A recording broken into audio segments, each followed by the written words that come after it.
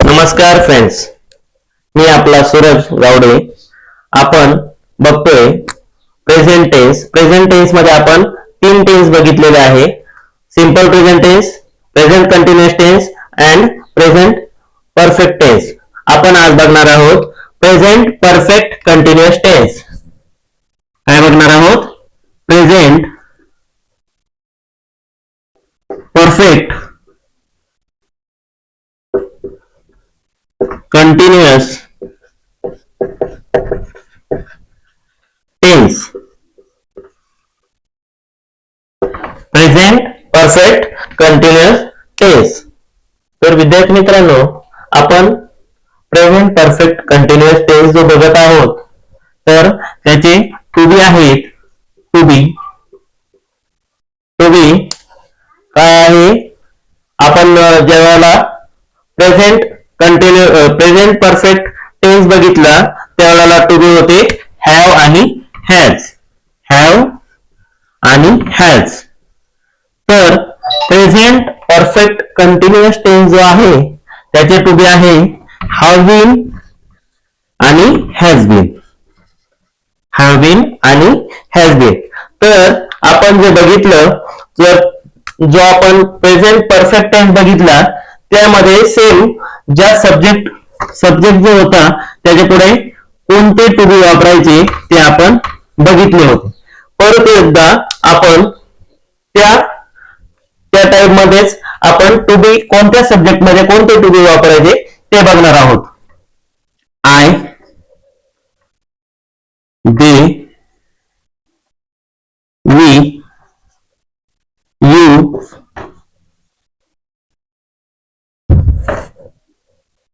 I, they, we आणि you यासाठी. तर विद्यार्थी मित्रांनो, यासाठी टू बी कोणता येतो? कोणता येईल? आपण मागच्या व्हिडिओमध्ये बघितल्याप्रमाणे हॅव बीन. हॅव येत होता बरोबर. आता कोणता आहे? हॅव बीन आहे. हॅव बीन हा टू बी आहे. त्याचप्रमाणे ही,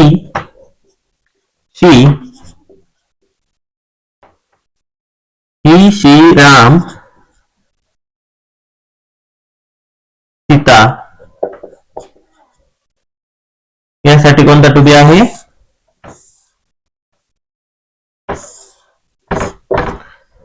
has been. Has been. Has bin.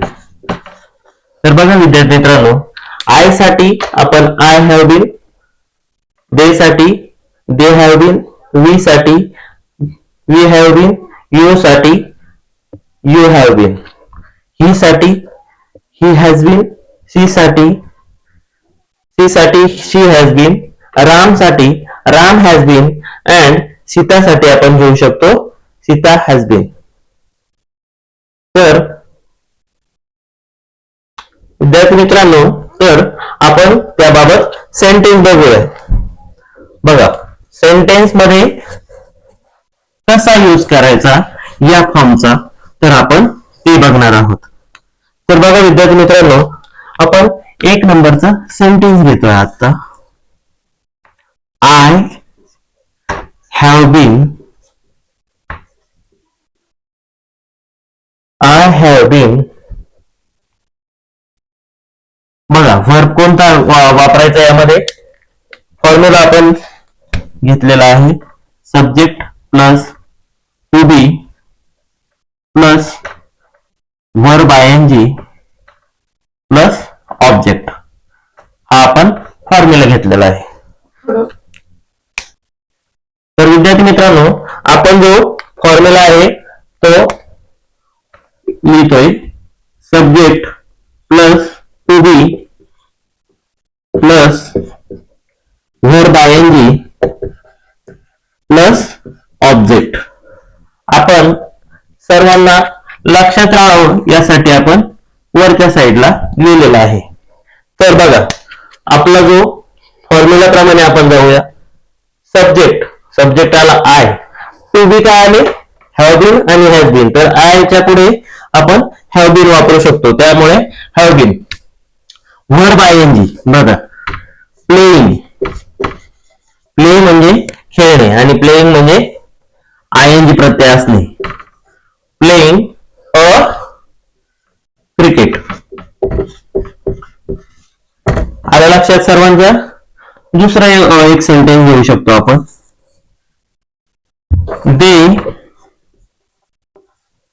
They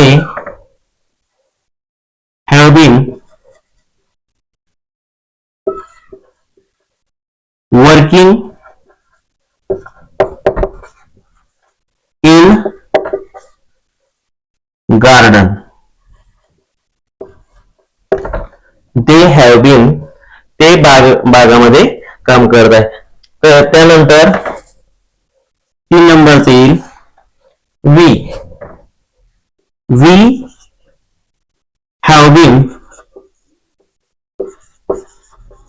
we have been writing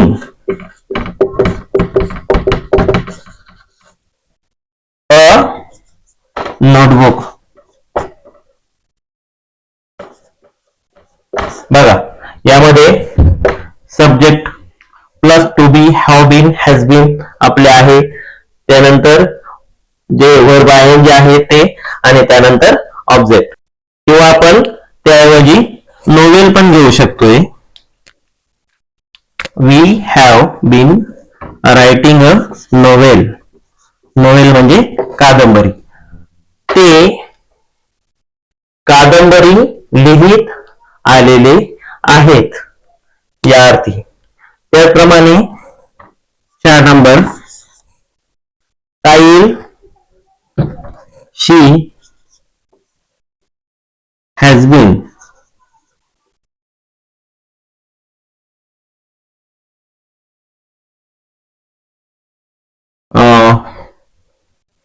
drinking a water. Drinking a water. ती पाणी पीत आलेली आहेत या अर्थी. त्यानंतर 5 नंबर he has been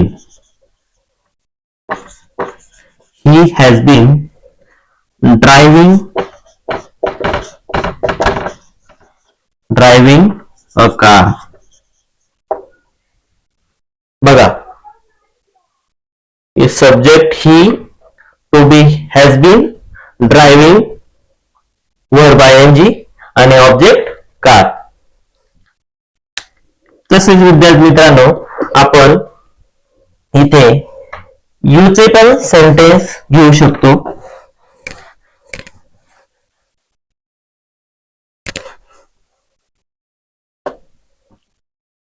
बघा यूचं सेंटेन्स घेतोय आपण. You have been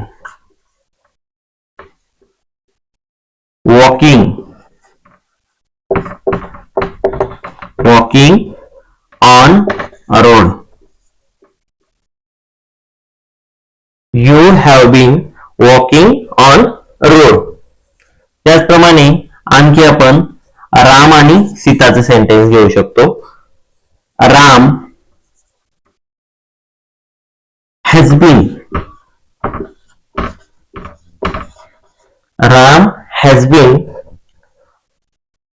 running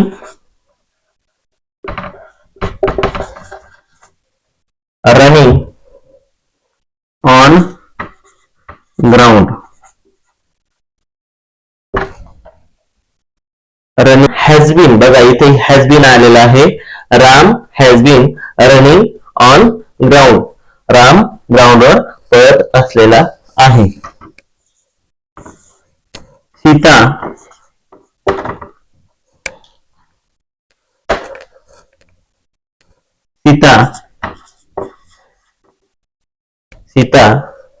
has been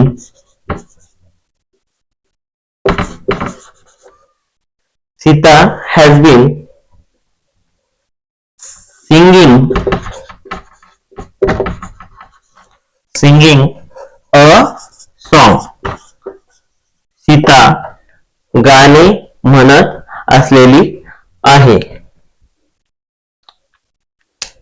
बघा विद्यार्थी मित्रांनो, आपण जे subject plus to be plus verb I plus object बघतोय, त्यामध्ये सर्वांनी लक्षात घ्या युजर आलात हॅव बीन येऊ शकतं.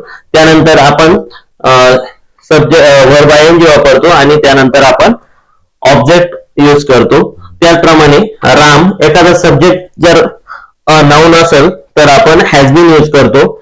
एखादा सब्जेक्ट जर नाउन असेल तर सपोज सीता, तर आपण हॅज बीनच यूज केले पाहिजे.